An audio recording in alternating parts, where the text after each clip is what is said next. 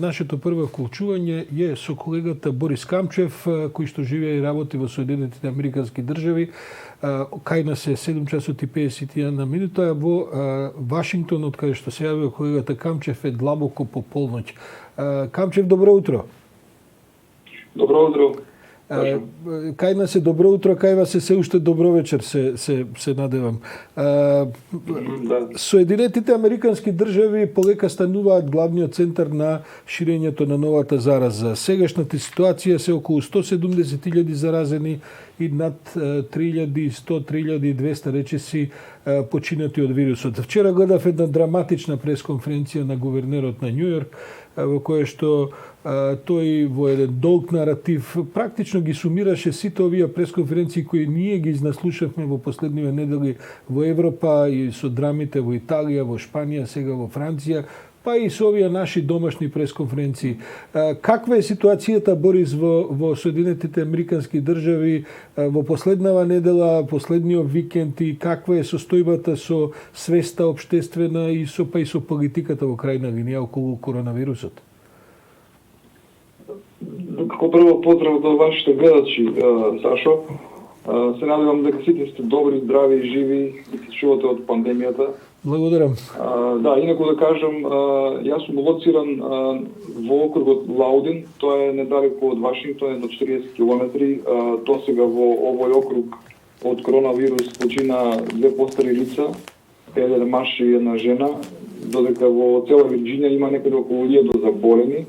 Но генерално на ниво на Америка, знаеме, Америка е во здравствена криза поради ширењето на коронавирусот. И како што кажете, и во Њу Јорк е посебно како жариште. Затворени се школите, универзитетите, сите јавни објекти, државни, федерални, значи 2/3 од Америка ефективно е затворена. Запрено е се, улиците, автопатиштата, моловите се празни. Ова досега го немало во историјата на оваа земја. Речиси 250 милиони американци се во задолжителен карантин. И фраза на денот е social distancing, или она што се вика не се приближувај 2 метри еден со друг, да се држи дистанца. Значи, карантин во Америка значи да се остане дома максимално, излегување само за најнеопходни работи, како купување храна, до аптека, да се фати свеж воздух, прошетка, трчање, тоа е дозволено. Интересно е тоа што кафе-баровите и рестораните работат, но само за носење. Значи можеш да порачаш онлайн или телефонски со испорака дома, а сите други активности, собирање од паркови групи од луѓе од 10, повеќе од 10 лица, тоа сето е забрането. И да, инаку тоа што спомна за Њу Јорк, за гувернерот Куомо, точно е тој праќа драматични пораки и не би и баш денеска слушав, не сака многу да политизира, како што рече тој, заборавате политика, не се ангажирам во политичка дебата со председателот, тој само бара партнерство со федералната влада, ги повика денеска, тој синоќа на брифингот, ги повика сите слободни здравствени работници кои немаат своји активности и не се заангажирани во своите места да дојдат и да помогнат во Њу Јорк, бидејќи, како што вели, ние сме во национална криза и ние сме во војна. Борис, колку што ние ја следиме од овдека ситуацијата, ја следиме релативно добро, бидејќи американците и нивната внатрешна домашна политика се речиси внатрешна политика на сите држави во светот.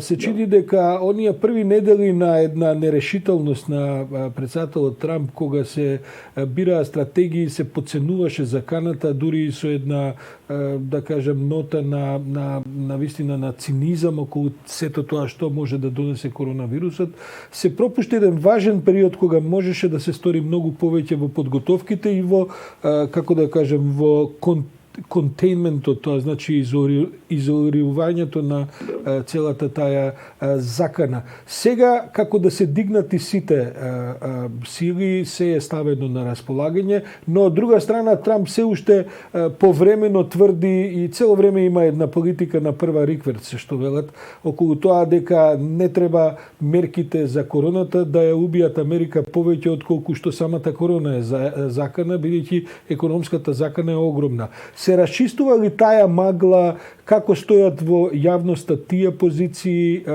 бидејќи гледаме дека и самиот Трамп има релативно висок рейтинг во однос на за време на кризава во однос на тоа како му беше претходно?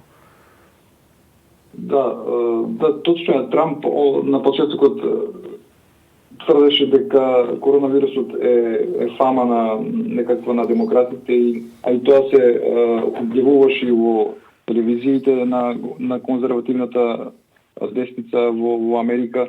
Интересно е тоа што Fox денеска излезе со реклама ние сме народот, повикувајќи ги американците да донесат на дома да спасат живот, нели, до само пред 2 недели тие воопшто го нагира коронавирусот како измама на демократите, да се прави нов импичмент за Трамп.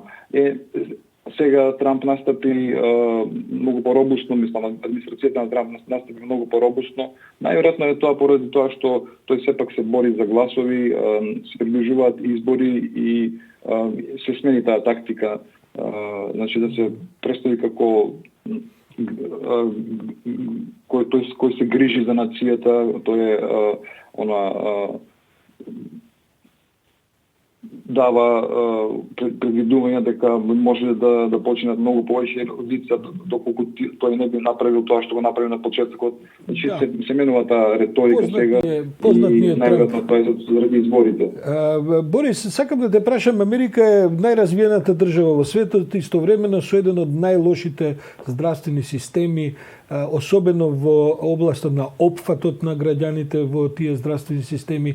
Податоците се навистина катастрофални. Ако немате пари во Америка, може да ви се случи што се вели и на тротоар да ви исфрлат без разлика дали сте со заразна, незаразна, смртна или несмртна болест. Како се носи тој здравствен систем и дали воопшто оваа закана низ која што сега поминува и ги отвара повторно дебатите за здравствениот систем и за опфатот на луѓе кои што се здравствено осигурани во Соединетите американски држави? Мислам дека сега со ова што се воведи, што ги воведи овие нови за помош на целата економија и на американците, тоа што им се дават по $1,200 за човек и во тој пакет на мерки од повеќе од $3 трилиони и бесплатно лекување на сите заболени луѓе од коронавирус. Баш денеска Трамп изјави дека на тој пресбрифинг, тоа е синоче кога што беше пресбрифинг, изјави дека речиси 1 милион тестирања се случиле досега, од кои 5.000 се дневно се прават, тоа е најмногу тестирања се правеле во Америка отколку во било која друга земја. Значи, на некој начин може би тоа што се приближуваат избори и левицата, тоест демократите бараат бесплатно лекување, бесплатно здравствено осигурување за сите. Значи на некој начин и со овие пакет мерки републиканците на некој начин го ставаат, го вагаат на своја страна именно тоа барање на демократите, на левицата да се на некој начин да се направи здравствено осигурување, тоест барем додека трае болеста коронавирус, додека уште сега и одиме кон пикот на тоа да има некаква здравствена заштита за сите. Борис, јас ти благодарам за ова вклучување. Сигурно ќе се чуеме и идната недела, бидејќи оваа ситуација ќе трае повеќе отколку што сите би сакале, а тогаш ќе поразговараме за тоа да видиме како оваа криза се одразува и врз функционирањето на глобализмот, врз меѓународните односи, бидејќи знаеме дека Соединетите американски држави под раководство на господинот Трамп се еден од главните фактори за разбивање на таа меѓународна соработка и за разбивање на таа една заедничка политика која што веројатно е единствениот начин да се справуваме и со овој вид на кризи. Благодарам на Борис Камчев кој се јави од Вашингтон.